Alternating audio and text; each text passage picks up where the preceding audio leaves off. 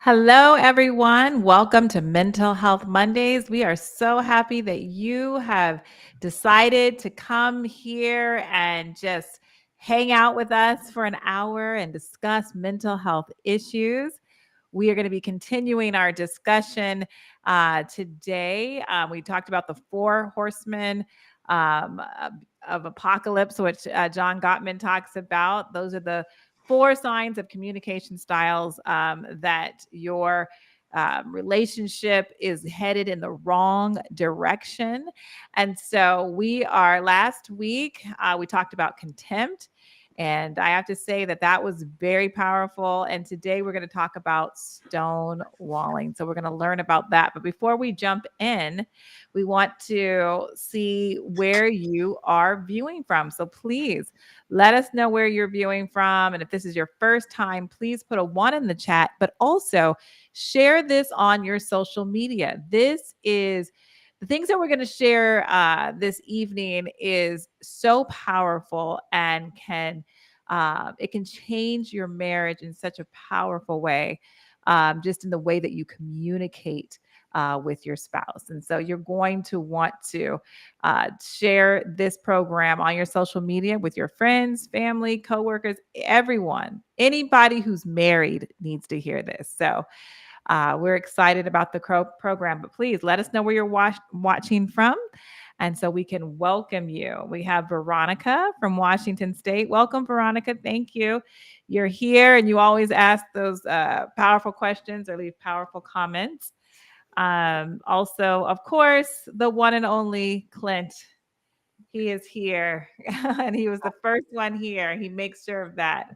From Welcome Longview, Texas. from Longview, Texas. Welcome, welcome. Then we have Shan from Buford, Georgia. Welcome. Welcome, Shan. It's good to see you here on Mental Health Mondays. And we're just so excited for all of you to be here.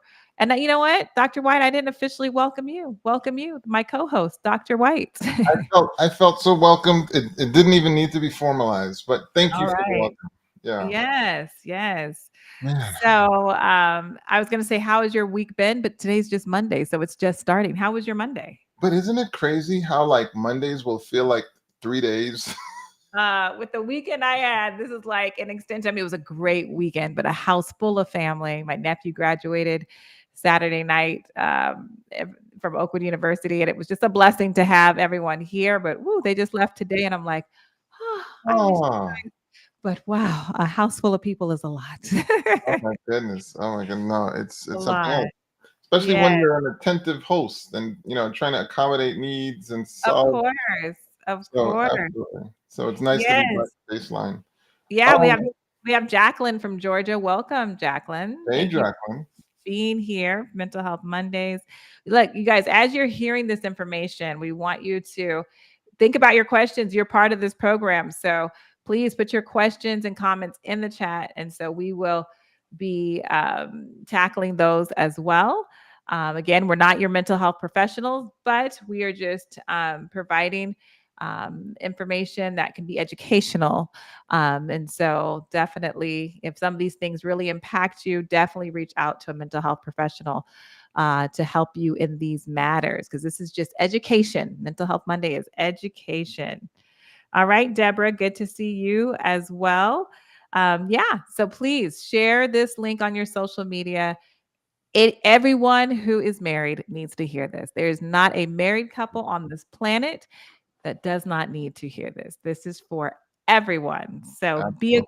be a good friend, be a good sibling, be a good child, be a good bless your Aaron, parents, be a good parent. Share this information everywhere. absolutely. So if you want to give just a little bit, Dr. White, you can give a little bit of history on who John Gottman is and the Four Horsemen. We did that, but let's recap.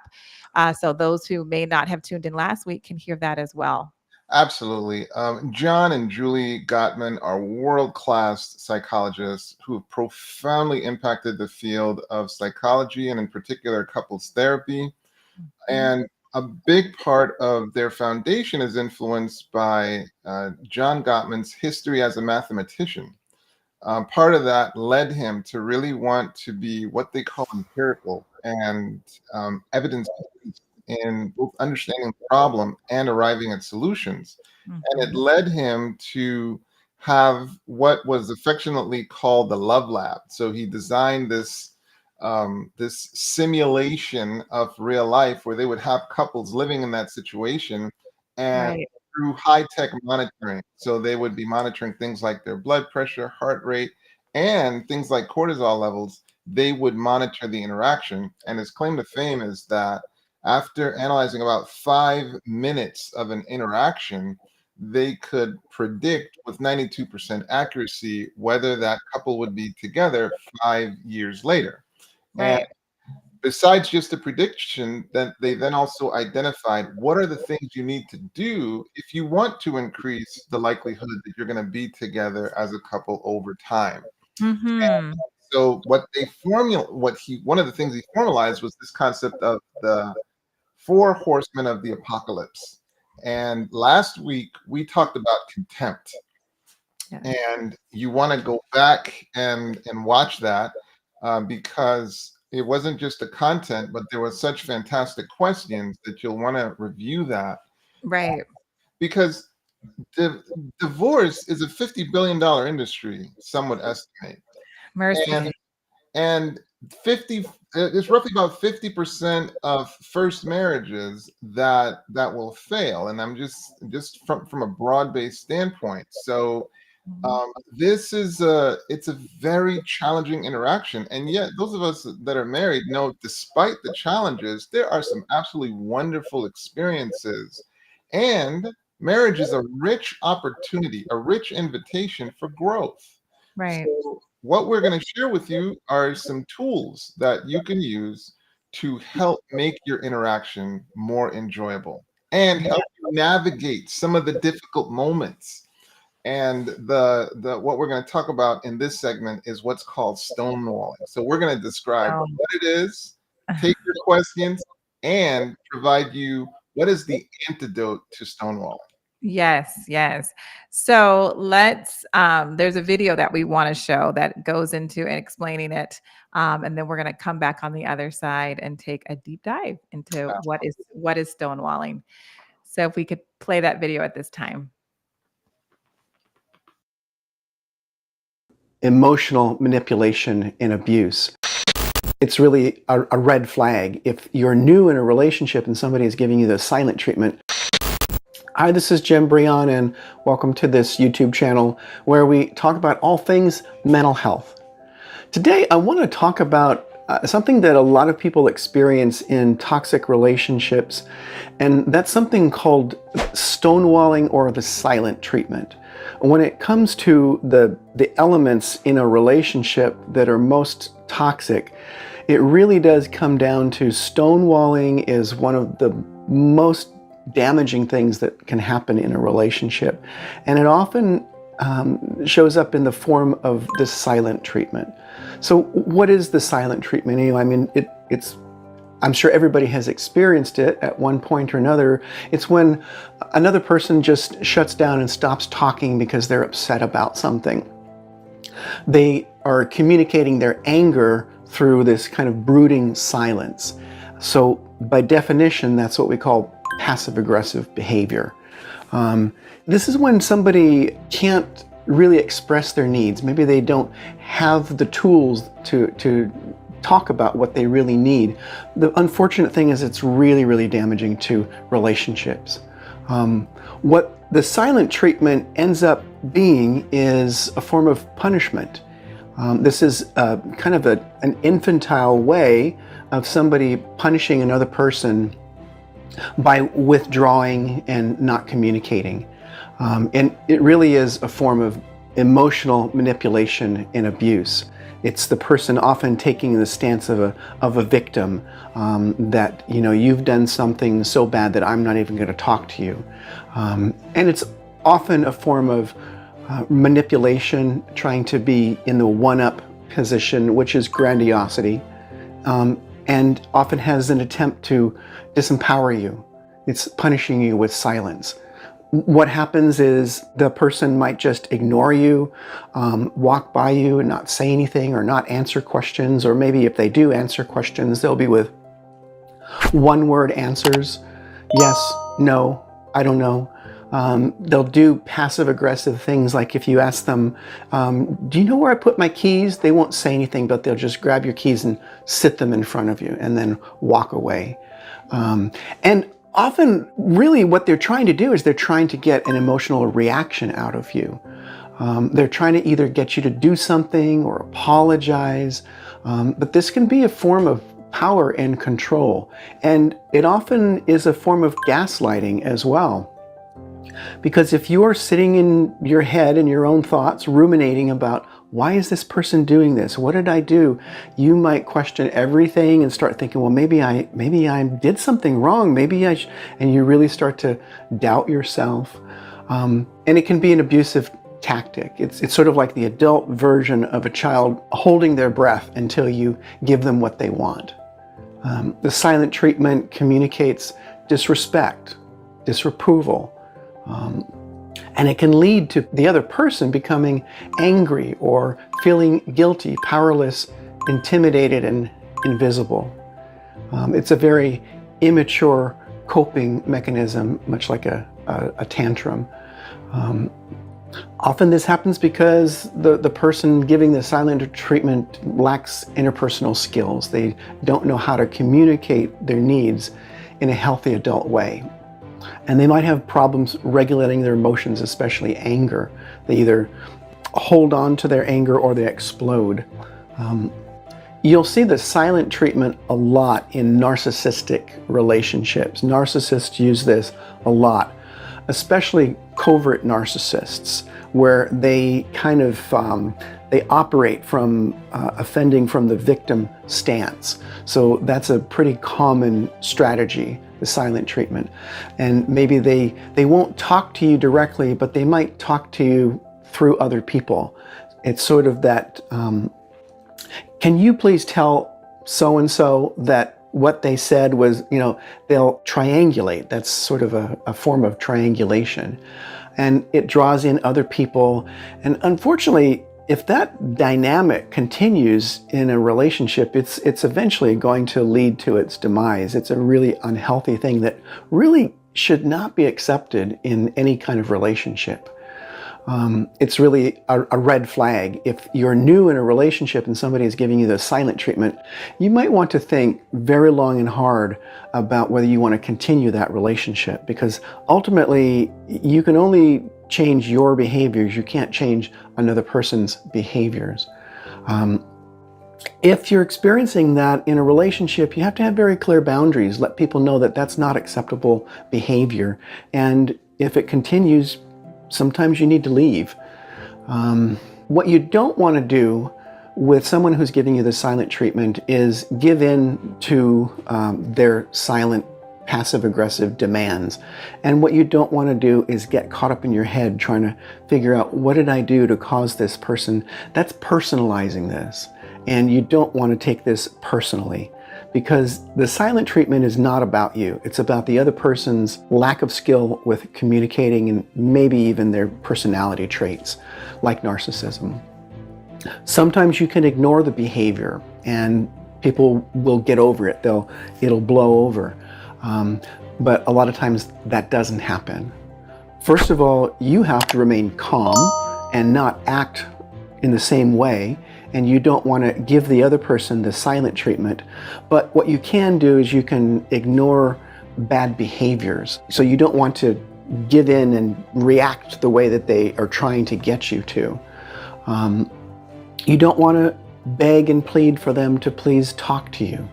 And you don't want to ever apologize if you have nothing to apologize for. One really effective strategy that you can use with someone who's giving you the silent treatment is to just let them know, if you can't communicate the problem, I can't help you. That communicates that you want to solve the problem, you want to help, but if they're silent, you can't help them. And sometimes that will really disarm somebody and allow them to open up a little bit. Or you could rephrase that like, if you can't communicate the problem, how can I help you? You want to let the person know that you don't condone the behavior, however, and make that very clear. So a lot of it comes down to modeling healthy adult communication. If this is something that happens a lot in a relationship, I think you want to really encourage that person to get into therapy and start to work on communication skills, maybe do some cognitive behavioral therapy or some DBT, dialectical behavior therapy, because this is a dynamic that eventually is going to ruin your relationship. And it's not something that should ever be accepted and become commonplace in a relationship. You have to remember that you can't change the other person's behavior. You can only change and be responsible for your own. I hope this helps a little bit understanding what the silent treatment is, how it affects people, and what the purpose is for it, and some strategies for dealing with it. So I encourage you to like and subscribe to the channel, sign up for notifications so you can find out when new material is coming out. And leave a comment and let me know what you think and if you have any questions. And I'll look forward to chatting with you again later. Take care.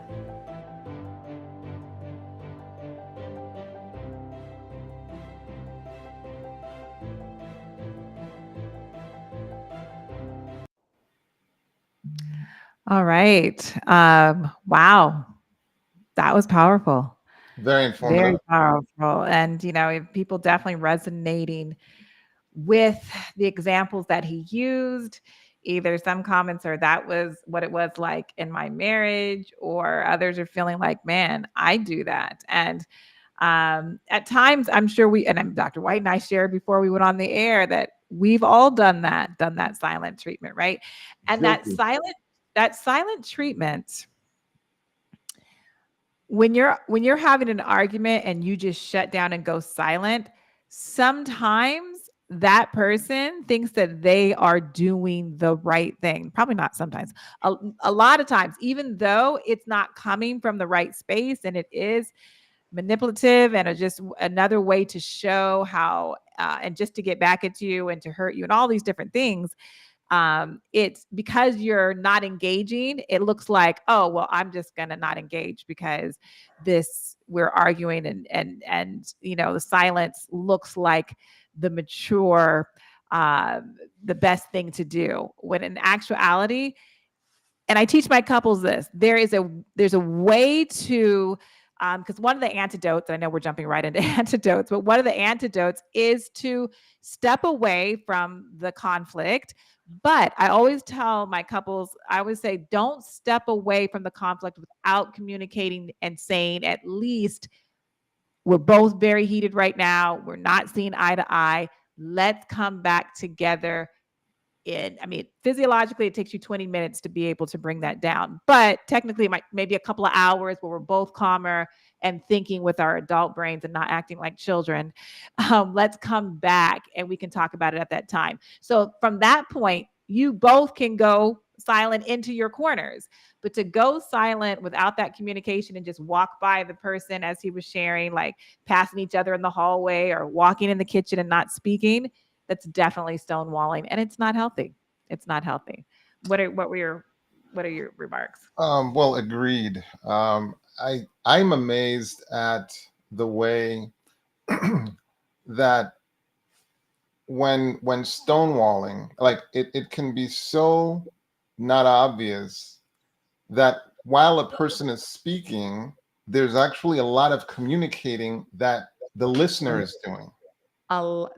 A lot of communication. Like that non-speaking, you're saying a lot. There's so much communicating. So the essence of stonewalling then is stopping and halting that communication. Mm-hmm. Mm-hmm. While you can see I'm speaking right now, Sister Atonte is nodding. She's saying, mm-hmm. There's a tremendous amount of communication taking place, even when she's not talking. Right. As she's listening. And what this is really about, folk, is in a relationship, this is something Gottman talks about as well. We are constantly making bids. Yes. We're making a request for people to hear us, for people to see us, for people to perceive it. And a lot of times, of course, in a romantic context, that's the appeal. And it then can be so painful when those bids go ignored. Mm-hmm.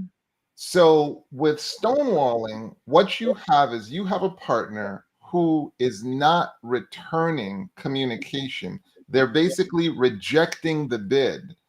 Right. And it can cause tremendous pain. Now, here's the thing, because while on the one hand, we want to say, okay, well, it's almost like stonewallers are kind of narcissistic and this kind of stuff. Right. Sometimes people shut down because they're hurt. Right.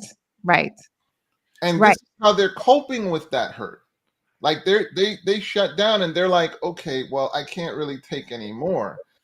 And it's important to realize that, because that way, when you see the person stonewalling, it doesn't just further infuriate you, but you could pause and say, have I done something to hurt this person?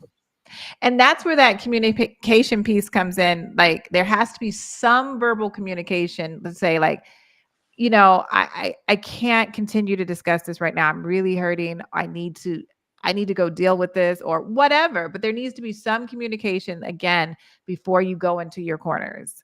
And, Go and ahead. I wanted to jump on that, because rather than you saying, I need to go, it's like you want to communicate, I want to hear you. That's good. I want to hear you. So I really want to let hear me you. go. What Mhm. you're saying is important. I want to hear you. So what I'd like to do is position myself to do that, Mhm. because Yeah, right that's now great. I'm starving. So I'm starving, or right now I'm exhausted. So I'm not really trying to leave you. What I'm really wanting to do is be present for you. Please allow me to position myself to do that. Let me go prepare myself to be Let there me for go you. prepare That is myself. a better way to I say it. Yeah. promise I'm coming back. I Yes. promise you that. And And you better deliver on that promise. You right. better deliver on that promise. Right. Yes. So rather than it escalating, because what'll happen is, when you're trying to do this, if you do it wrong, it escalates the argument. Rather than Right. that happening, instead the person will feel, oh my goodness, you value me. And then when you honor your word, now building into the routine, the person can now trust that when you say, hey, I got to step away for a second, they can trust that. I see a Mhm. question. Mhm. I wanna just yeah, there's a question up there. Veronica has a comment too. She said, "I never knew true love until I met my husband. He's always willing to talk through issues. I learned as a child to shut down as a defense. I need time to work it out in my head, and he lets me. Is that wrong?" No, I mean, well, no, that's not wrong, as long as you have an understanding of what he's allowing you, to do. And so no, it's not wrong for you to have that time to be able to do that. And that what you just shared, that happens a lot. I mean, as children, we do learn we have defense mechanisms that are created on how we deal with problems, especially arguments. If if you see two parents yelling or whatever, if your parents are yelling at you as a child, and what you did to cope with, like, the hurt and the pain that felt like when they were talking to you in that way, that's how you will react as an adult. And so Veronica, that's great awareness that you have, being able to track it back to your childhood, but your husband allowing you to give you that time to work it out and process it, that in my opinion is not wrong. Totally. And then, so I mean, you answered that so well, but look at Faith's question. Does God go silent when we won't listen to what he says, as a way to allow us to learn and make our own choices? Have mercy. Praise God that he does not do stonewalling to us. Praise God. Well, what's interesting? It's interesting when people say God is silent, right?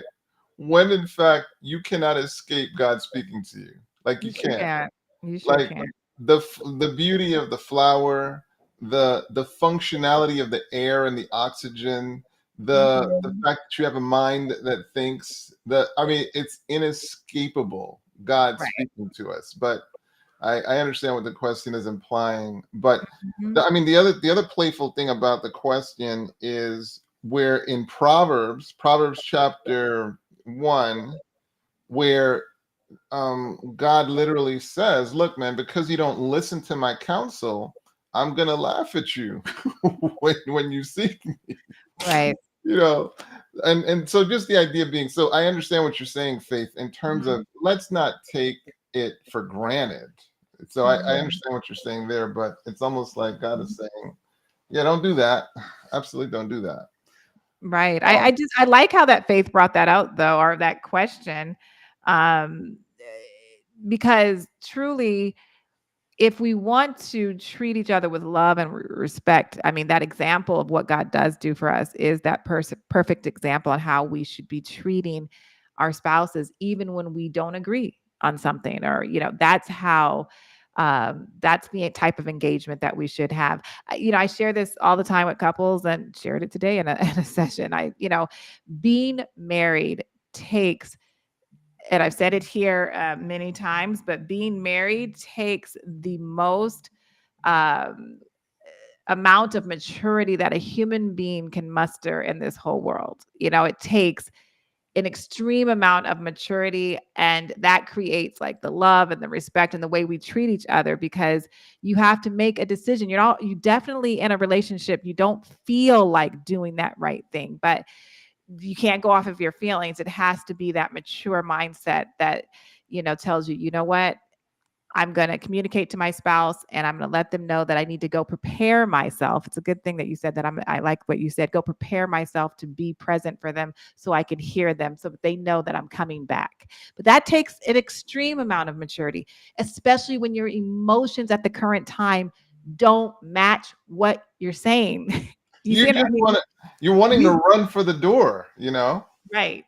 but so now you have to, you're actually conditioning yourself to say, okay, there's an effective way to do this, where I don't have to have that person feel like they're not valued.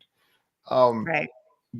here's a really cool statistic. So one of the things that Dr. Gottman identifies is that, guess what are the percentage of arguments that are never resolved? What is the, guys, put in the chat. Somebody put in the chat, what is the percentage of arguments that never get resolved? This is what his research identified. All right, let's see who's the closest. What's the percentage of arguments that never get resolved? Because keep in mind, the ferocious way that we fight to solve the issue. Like, we're gonna solve this Right. issue. And this is also for those people who say, don't let the sun go down on you, Right. on Well, your on your we I let the sun go down. Okay. right. Um, Yeah, but I teach that too. Wow, people are saying 90%, 67%, 85%. So all right. So Shauna, so actually he argues 69%. 69%. So Mm. we have a very, very smart group of people. Well done. Well done. Yes, yes. 69%. 69%. That's a Okay. So lot. that That's a high means, number. I'm just saying, so that means 7 out of the arguments you have are not going to get resolved. So then what is marriage really about? Because the other thing he Marriage. highlights is, I don't care if you guys are the same race, same town, what have you, it's still a culture clash. Marriage is a culture clash, meaning you both have to figure out how you are going to intertwine two human lives. So Right. guess what? There are going to be arguments. And you know what else? There are going to be unsolved arguments. So the key Mhm. is not just about solving the arguments. The real issue is, how do you argue? Right. That's How do the you issue. argue? How do Yes. you argue?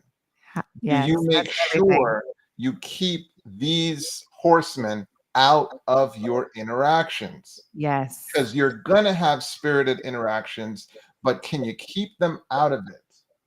69% of your arguments will not be solved. Yes. I mean that yes, keeping the horseman out of your argument, because if you let the horseman come into your argument, you're not you're not going to get what you want from the discussion. You're not going to get your partner to see what you're saying. You're not going to get them to understand, because if the horsemen, any four of those horsemen, which we haven't covered two of them, are present, that's going to shut your spouse down, and their wall is going to go up, and it's just going to be the yelling and screaming, and you're not listening to each other. So what you're wanting, like you're fighting for something and you're not going to get it. You lose right at the beginning. You lost. Exactly. You just Exactly. lost. And So who stop. wants to do that? So of course we want to be profitable. So step one, understand that the first element of stonewalling is shutting down, giving that feedback that is so important. You are not responding to the bid. Okay. Mhm. The second thing is, as Sister Atonte is highlighting, is stonewalling tends to escalate the conflict. Okay, so it tends to get worse. One of the other things that they identified in that lab, what you're smiling at something. I'm just laughing at the question, but go ahead. Talk about the lab that they identified, and we'll go Well, to one that. of the things that they identified in the lab is they're monitoring heart rate, right? And these physiological parameters. So Right. what they identify is when the heart rate goes up, the creativity to solve the issues goes down. So That's why you have to stop. So that's what they argue. That's exactly what they argue. They're like, look, so they would actually do this trick where they'd be like, hey man, this instrument is broken. So can you give us a second?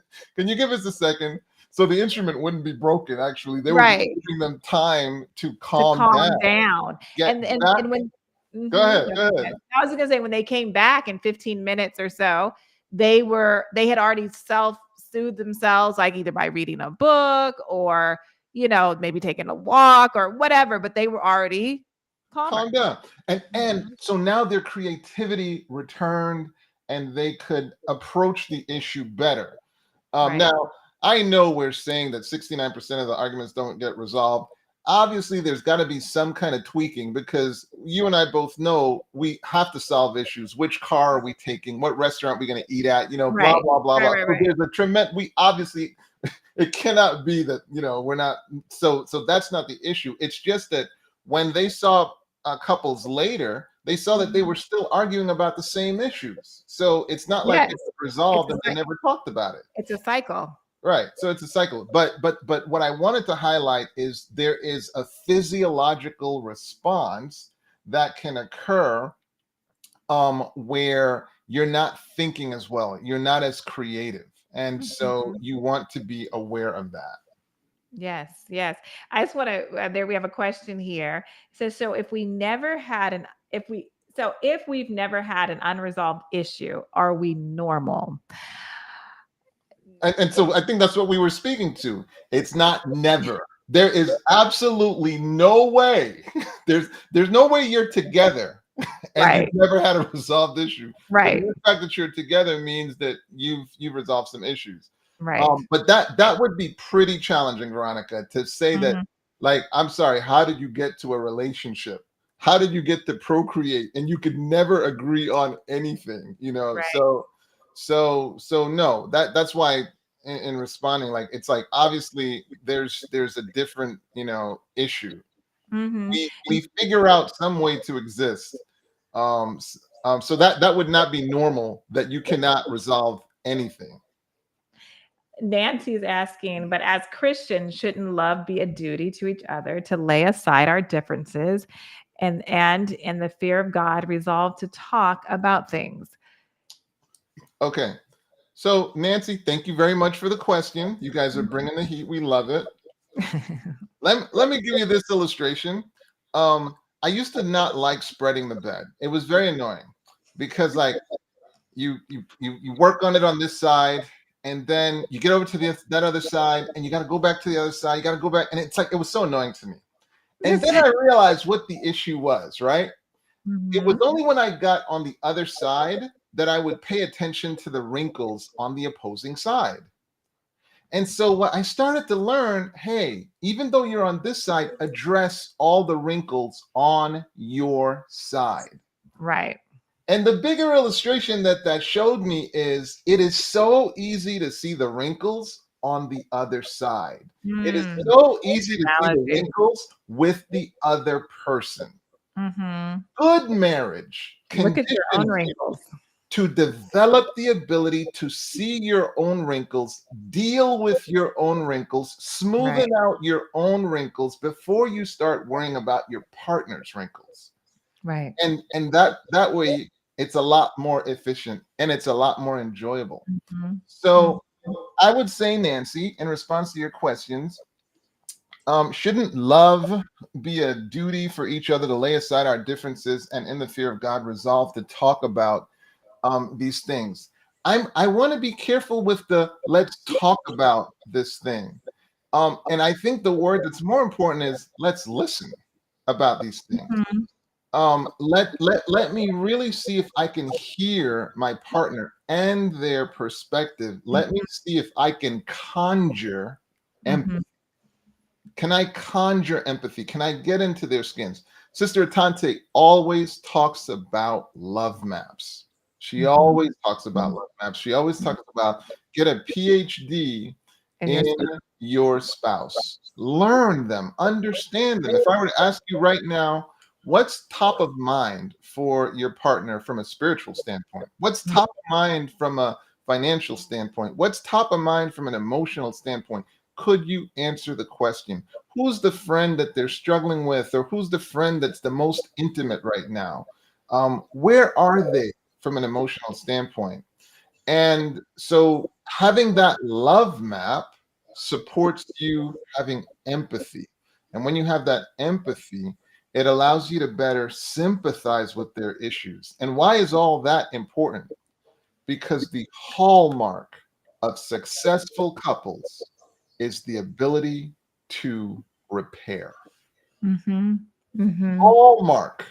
We're going to have fallouts. We're going to have fractures of the intimacy. We're going to have it. We're going to have it. Sister Atonte and I were very easily confessing we fall victim to stonewalling, but at the same time, can you repair?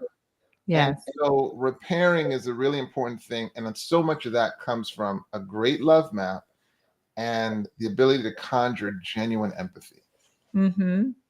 Yeah. Stonewalling. I mean, people, when they go to stonewalling, they are very frustrated, very overwhelmed. Gottman uses this term flooded. They're very flooded with those emotions. And they're so flooded that they shut down. And they're not thinking from, I like to say this adult part of the brain, the prefrontal cortex part of the brain. They just can't, like if you're flooded, if you think about water, if something like floods, a situation, or in a real situation with water, it's just like, it's totally immersing that area or whatever. So you're just, when you're flooded with emotions, you just can't even think clearly to have that conversation.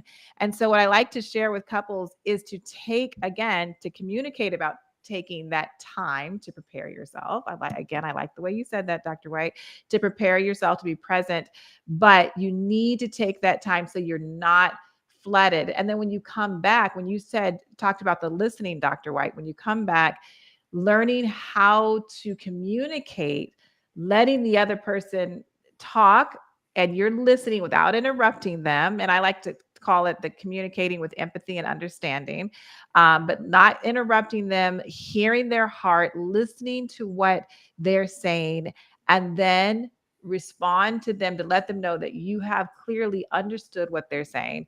And then you get a chance to share. That's the mature adult way to discuss these things within a marriage.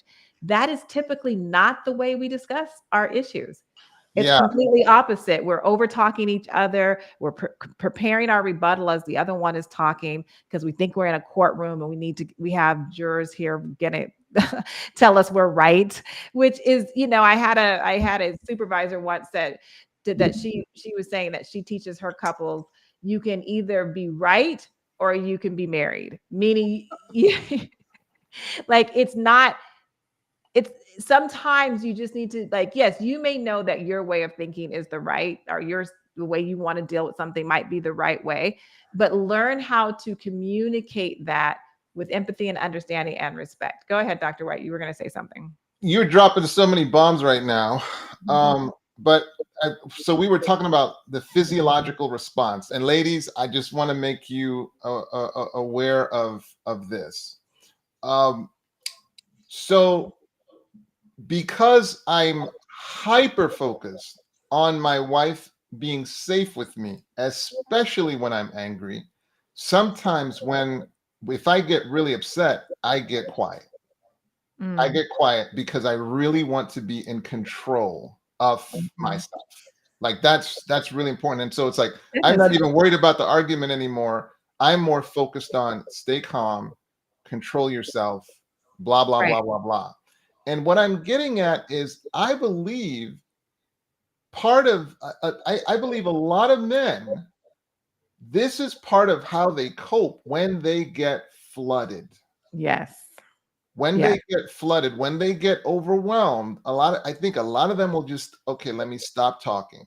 And if you ever watch men interacting with men, you'll see kind of how this plays out. Like the way a man will interact with another man, a lot of times you'll see like, it's just different. But I just wanted to alert you guys that sometimes the person is overwhelmed, they're coping for dear life, and so they're like, I really need to be quiet right now, and I need to hold my emotions in check. And while it may seem like anger or whatever or frustration, sometimes what they're not verbalizing is they're hurt. Yes. And as much as what I said can apply to men, yes, it can apply to women as well. It When applies they get flooded and they get overwhelmed, they at times will just get quiet. It applies to both, for sure. But yes, but men tend to shut down, and when they get flooded, I think more often, or it's just the way I don't know, the way the mind's built for the man, or their emotions, the way they work. Like, yes, they're hurting, and so they shut down. And a woman can be hurting too, but she may not shut down the same way that men do, just trying to process it. It seems like women are more comfortable verbally and verbalizing where they are from an emotional standpoint. And I don't know that that's necessarily typical. Obviously, there are men and women that will obliterate any stereotype that we're describing. True. But women have a facility with language and emotion that at times men, we are not as vocal about where we are from an emotional standpoint. It's not something the culture necessarily nurtures, and therefore it's not an alien concept that we're not going to be as conversant about what's going on emotionally. What we're feeling, where women are women tend to be more comfortable in vocalizing what they're feeling, even definitely not always in the right way, but it's coming out of their mouth, but it's not always in the right way. I was total transparency. I was telling you off the air as well that, like, I'm like, can vocalize how I'm feeling very easily. My husband knows that. But when I shut down or I'm stop talking, he's like, oh no. Last week here in Northern Alabama, we had tornado warnings. And before a tornado happens, it's the air, it's a certain type of air. And those people who live in a place like this kind of know the air is still, it's not really moving, like it's calm, it's quiet. And so, but there's a storm coming. The calm before the storm. So if I'm quiet, I was like, oh no. Are you a tornado, ma'am? Is that what you're confessing? It can't be. He's like, this is not good. And that's where he starts talking like, are you okay? Like, what's going on? Like, you know what I'm saying? Like, he's like, now I want to get it out of you, like, to see where it is at. But men and women tend to operate a little bit differently in that area. So William said, the husband or wife may utter words that are liable to provoke a hasty reply, but let the one who is spoken to keep silent. In silence there is safety. Advent is home. So obviously, yeah, it cannot be overstated the power of good, active, empathic listening and communicating to that person. I'm hearing you. I'm feeling you. I love you. I value you. I'm feeling you. So I think that's very good. I think Clint highlighted. Is I there kind of want to go. I just want to. yeah, I'm sorry. We want to go to Cleanse, but I just want to. Yes, that statement is true, and we do believe in silence in the proper space at the proper time. But I always want to highlight again that if you're having an argument, like I'm be real, if you're having an argument with your spouse and you just stop and go silent and there's no communication, that is not going to help to calm it down. There needs to be some communication that you both have to say, okay, we understand that we're going to go into this silent space right now, but we're going to come back. We're going to no, come back thanks and for deal with it. fixing that because we are not talking about the silence of stonewalling. Right. No, We're not talking about muting response right. to the person's desperate bid to be heard. Okay. And that's not what yes, you're right. That statement wasn't promoting stonewalling either. But people who sometimes want to use stonewalling may want to hide passive aggressively behind a statement. Okay, I'm being quiet and I'm listening. You are not communicating. You are removed from the conversation. You are somewhat removed. You're physically present, but you're somewhat removed. And not just that, you're communicating to the person that you're removed. That's different. That's different from active listening, emotionally engaged, and being present as you listen for an opportunity to move towards a resolution. So that's totally different. Yes. Now, go back to Clint's question. So Clint said, is there a wrong way to resolve issues, even if it's successful? So no, fantastic question. Mm-hmm. And this is going back to Clint. This is going back to how are you arguing? Okay. What are the steps involved? I suppose you could scream at a person and say, this is how it's going to be. Right. And the conflict is resolved, or at least so it appears. But I think we would all acknowledge that's the wrong way to solve the issue. Right. So Clint, wholeheartedly, there is a wrong way to resolve issues, even if it is quote unquote successful. There needs to be quotes around that successful. Mm-hmm. And what's critical in relationship is that people feel heard and they feel as if their values are being prioritized. And when that's missing, that's when you get an open door to the four horsemen of the apocalypse, because now you get a person who they appeared to have agreed, but now it's going to build resentment and contempt and snide criticisms and stonewalling. Right. Because if you're just yelling at the person, go figure that they're just going to go silent, and not the kind of silent where they're listening, but the kind of silent where they're just tolerating you. And then that's where relationships crumble. You see people just leave, and even if they stay, it's a facade of a relationship, and there's not really meaningful bilateral enjoyment. Maybe one person's enjoying it, especially if there's a personality disorder, but both people are not enjoying it. Right. And Veronica, thank you for inviting your husband to watch. Hi, Veronica's husband. It's good to have you here. Welcome, sir. Yes, this evening. So he wants to know that of the 69% of unresolved issues, how much of that is permanently detrimental and how much is somewhat trivial? Well, that's a great question. And this is what happens when you're talking about research. So there are times there's going to be a limit to how much is a research setting really kind of paralleling the real world. Right. When he says 69% unresolved, all he's saying is couples later on were still talking about it. Yes. So it could very well be that they had a measure of resolution. It's just it wasn't totally resolved. And so again, I think it could make it seem like, oh, it's not important to resolve stuff. No need. Don't worry about it. No, that's not the statement. That is not the statement. No. no, that is not the statement.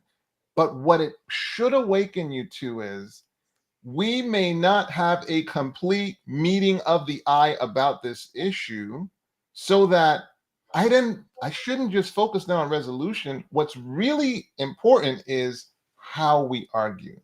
So Mr. Roderick, so the idea is it's not so much to minimize the importance of trying to get to, we need this to be workable, but it's important to recognize, even though it's workable, that doesn't mean at all times you both are going to be completely satisfied and say, this is solved and this will never come up again. Right. So what will happen is marriage is constantly going to have that back and forth. So the dance had better be a delicious one. The dance, there's got to be respect. There's got to be empathy. There's got to be playing fair. There's got to be hearing one another, because there's going to be conflict, and probably a lot of it. The most profound statement he made is, even in a relationship where they're culturally identical, there's still a culture clash. Because it's impossible to be culturally identical when you grow up in different homes. Of course. This home leaves dishes in the sink. This one does not. Yes, this one is flooded with animals. This one doesn't want bugs in the house. Never mind. I always tell couples, I say, okay, because some of the issues that they present in session are things just, I mean, not those specific things, but it's well, I was raised like this, and in my household they did this, and in my home they did this. And I said, yeah, when you're getting married, imagine your two parents, the two different set of parents living together in a home. That's basically what you're doing. I mean, of course, you're individuals, you're still a little bit different than your parents, but some of those foundational things are coming from your parents or from your primary caregiver, whoever raised you. And that is what you're presenting in the marriage. And I was just going to say, to go along with what you were sharing, again, that's when that maturity kicks in, because you're not to respond to how you are feeling. You're supposed to respond here, which again, I'm pointing to this prefrontal cortex. This is the adult brain, right? So you're not responding to how you feel, and you don't want to respond with words of how you're feeling, but you want to treat your spouse, respect your spouse, and say the things from here that you know to be true, even when you're not feeling it at that very moment. That is so important. Now, Bree said, I've never thought of it that way. Bree, tell us what it is that you've never thought of that way. Because which comment? Absolutely. Because wonderful comment. All right. Any other comments we want to highlight? Clint just said, marriage is an ocean where tides rise and recede, ebbs and flows. So yes, Clint, I would say that is, you are correct. You are correct. We just have a few more minutes. We'll see if Bree responds and tells us what exactly what she was connecting that to. But you guys can see that these topics about these 4 horsemen are just so powerful, so very powerful. And what I really like about this is, what you see is that the thing that you're inclined to do and that can come so naturally might be the last thing you need to do. Right. So let's see what Bree said. Bree said, I've never considered that men shut down or stonewall because they feel hurt. Yes, Bree. Yes. See, culture will paint men as just these masculine, savage, and big, and rough, and tough, and all this other kind of stuff. And so you will say, oh, he looks enraged. It will never occur to you, he is devastated. Hurting. The men and yes.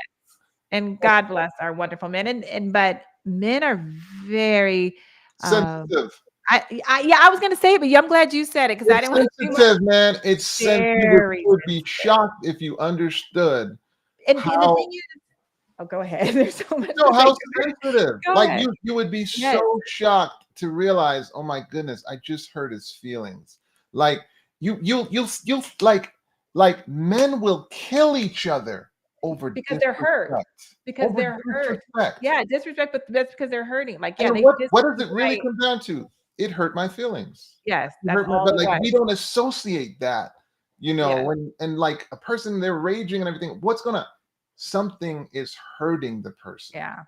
And, And and a lot of times they don't know how to put words to it, to and the certainly pain. not words you can hear.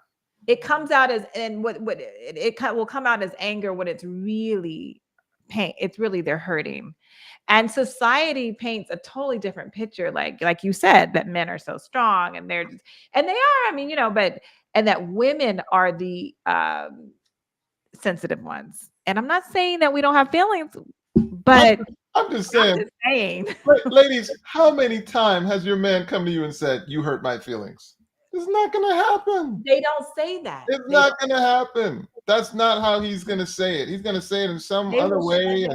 They will But shut down and do a Stonewall real quick. They will but shut 9 out down of 10 times very it quick. comes down to you hurt my feelings. Or they might say something mean to you, or they'll respond in a mean way, but they're really hurting, You are but they're hurt. responding incorrectly. The way you talk to that guy, the way I wish you would have. You hurt my feelings. So it's very, very interesting. So I just hope that you'll be here next week as we continue. Yes. Which one are we going to do? We're going to do criticism or Criticism, or what's that? I know we're both just contempt, stonewalling. We just did stonewalling. So we have criticism, or what's the other one? I know this is so bad, guys. This is so bad, but it's. I think it's defensiveness. Defensiveness. That's what it is. It's defensiveness. Yeah. Yes, defensiveness. it's defensiveness. Yeah. I think we should go to defensiveness. Let's go to defensiveness. Oh my goodness, man. Oh, that's huge. Oh my God. You gotta come back for defensiveness. You gotta come back for that one. Oh my God. Please come back. Yes. Wow. That's gonna be good. It's gonna be good. You gotta come back. Thank you guys for being here with us. Please, if you didn't share at the beginning, if you haven't shared yet, share. Because as you have heard, as you have witnessed, every single marriage on the planet, I don't care who it is, can be blessed by this information.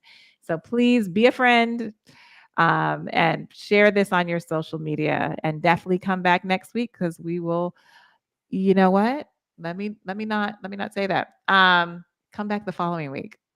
Oh, you're not here next week? I'm gonna be. I know, but I'm gonna be out of town. No, that's fine. You guys, you get to watch the old segments. Yes. Get yourself ready for defensiveness. Yeah. Yes. Watch the old segments. 2 weeks. Okay.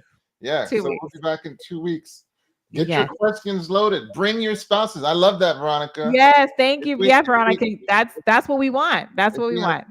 And tell us if he liked it. Tell us if it was helpful. Come back, Veronica's husband. I don't know your name, but come back. Tell your friends. Thank you for coming. Yes. So until next time. Yes. You guys have a good rest of your evening, and we'll see you in 2 weeks. Bye-bye.